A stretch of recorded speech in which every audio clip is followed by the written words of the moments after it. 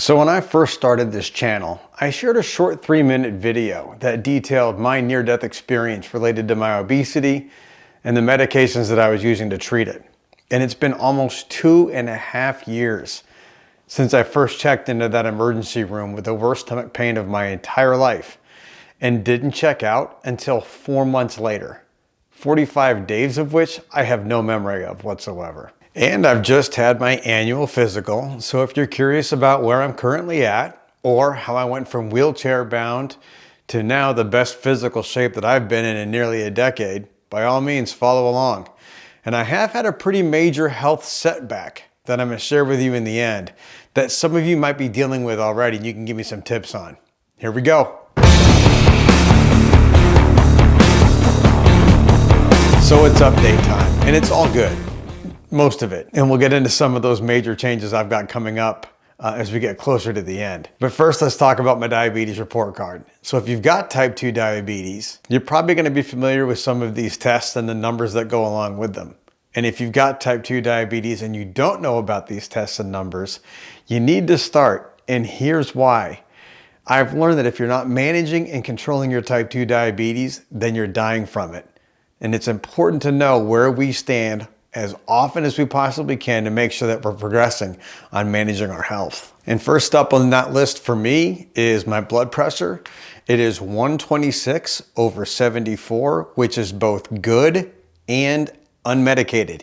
You got it. For the first time in 6 years, I am off all of my blood pressure medications.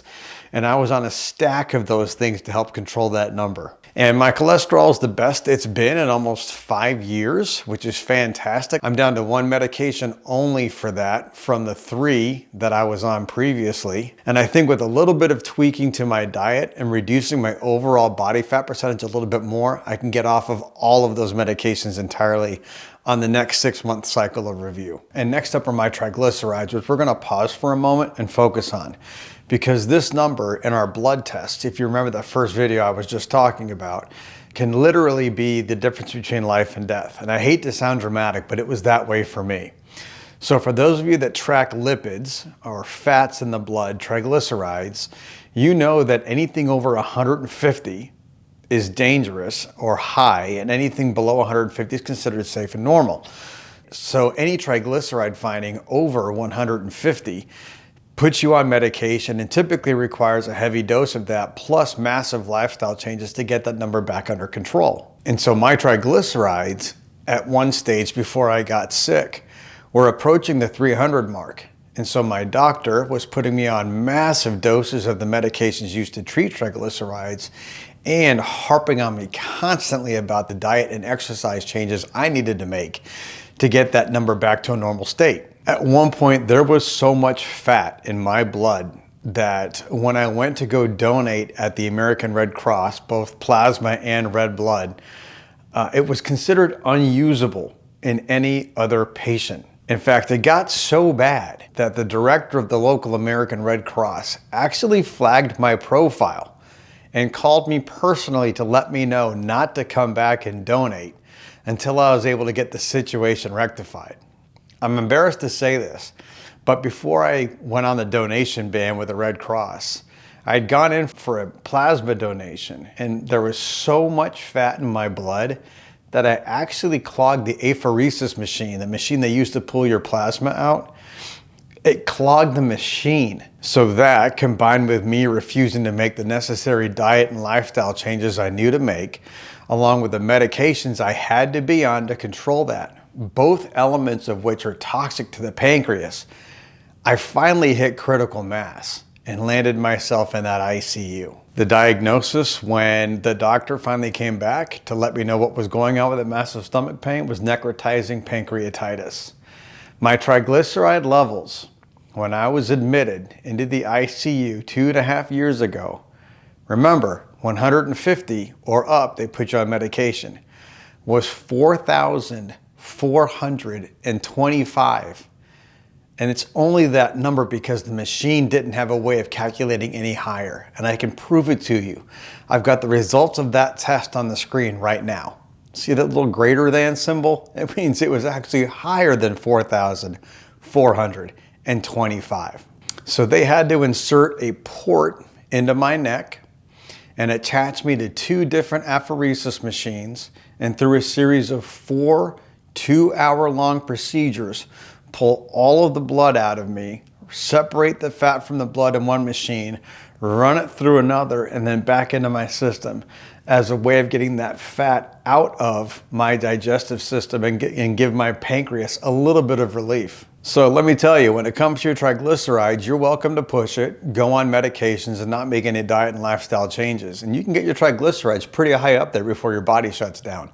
But from my own experience, 10 out of 10 don't recommend it. And so those fats in my blood had made my pancreas so sick that it actually began to digest itself. And the digestive enzymes then leaked into my intestines, which burned a hole in my bowel, causing a perforated bowel, which then led to sepsis, which then led to an emergency abdominal operation, first for a partial pancreatectomy, and then to patch the perforated bowel that I had.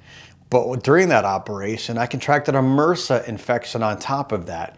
And so when I finally woke up, I had a feeding tube, a breathing tube, and 3 different liquid IV bags attached to me with the strongest antibiotics known in human medicine. So to say that my doc and I pay very close attention to my triglyceride levels would be an understatement. And I am proud to tell you right now that I'm down to 1 medication for my triglycerides. That number currently sits at 129. And much like my cholesterol, with a few more tweaks to my diet and an even further reduction of my body fat percentage, I think to below 15%, I should be able to get off of all triglyceride and cholesterol medications going forward, which is huge for me. And if I'm able to dump those 2 medications along with the others that I've mentioned that I've been able to get off already, that leaves the one big elephant in the room for a type 2 diabetic, and that's insulin. And this is where my positive health update takes a little bit of a turn. You see, I'm not a type 1 diabetic. I wasn't born with diabetes. I'm also not a type 2 diabetic. Prior to me getting sick, I was more of a hit and miss pre-diabetic. I would get on metformin to control my sugars. I would lose a ton of weight, be able to get off the metformin, put a ton of that weight back on. You know the drill. But when I got sick, and I mean really sick, it was then that I became what I like to call a hybrid diabetic. My pancreas took such a hit during that necrotizing pancreatitis and the pancreatectomy that I just don't have the beta cells left necessary to actually control the blood sugars inside of my body. And I figured if I got my health to a point where I could get off of all of those other medications, there'd be an opportunity at some point for me to get off the nightly insulin shots as well. And I was so close. But then little things like getting a steroid shot for arthritis inflammation, or even catching a small stomach bug, which send my blood sugars through the roof, a common problem for diabetics. To cap it all off, any decent gym session or a good night's sleep would frequently be interrupted by blood sugar crash alerts from my Dexcom device. And there have been several times when I've woken up to my blood sugars being in the low 40s. And if you're familiar with low blood sugars, it's pretty close to coma. So here's that health update. Not only have I just learned that I probably will never be able to get off the insulin, but in order for me to truly mitigate those highs and lows that I've been experiencing, the best option for me is probably going to be an insulin pump. And let me tell you, when my doctor first mentioned insulin pump, I did not respond well.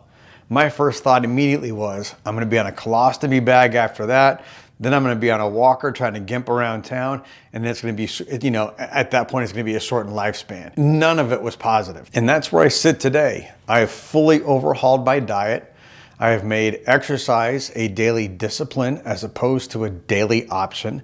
I've been able to eliminate 4 of the medications I've been dependent on, and hopefully can get 2 more of those off the list. And I thought insulin was gonna be next. And I realized that at least for now, I'm stuck with it. And honestly, I still think I can do it.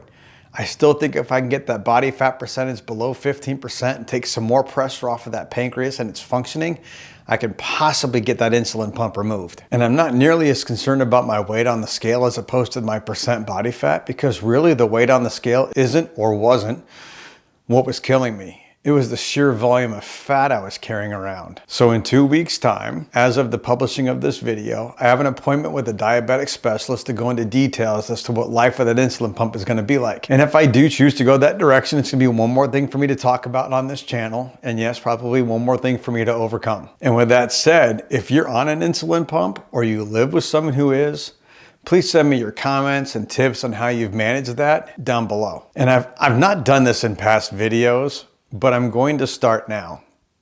What's that one thing that you've been delaying or avoiding starting when it comes to managing your type 2 diabetes or your obesity? Is it knowing your numbers? Is not having insurance or not having access to a doctor prohibiting you from getting that done? Almost every plan covered in what the US calls Obamacare covers an annual wellness visit that also includes a blood panel. Take advantage of that and find out where you're at. Are you struggling to find time to get into the gym? Go take a walk. The first video I ever posted about my Dexcom sensor is 10 minutes long. Put it on, walk 5 minutes away from your house, turn around and walk 5 minutes back. And when you get back, the video number 1 will be done. You'll have some more information in your head. And you'll have also done 10 minutes more of walking than you did the day before. Now, is your diet absolute junk? Mine was too. So pick one thing on the next meal you're about to have that you know you probably shouldn't include with that meal and eliminate it, or add something you know you need to have more of in that meal. Either way, you pick it, make the decision, and try and do that at least once a day at every meal. In all of these instances, you're just doing one small thing on your way to getting started. And that one win is really all you need. And again, we're not in this war against type 2 diabetes and obesity alone. Some of us have declared victory in this battle. Some of us are still in the thick of the battle, like me. And some of us are still too scared to start or don't know where to start. And if that's you, start here. We'll fight this mess that we've made together, and we're gonna win this fight too. As usual, if this video has helped you in some way or informed you about something you didn't know before, like and subscribe. There's more like this coming. And if there's that one person that always comes to mind for a topic like this that you think would benefit from these videos, please share it with them and invite them to watch the channel too. And as always, I appreciate the time you take to watch these videos and look forward to seeing you in the next one. In the meantime, keep your spirits high, keep your blood sugar steady, and go stack that first win. We'll see you soon.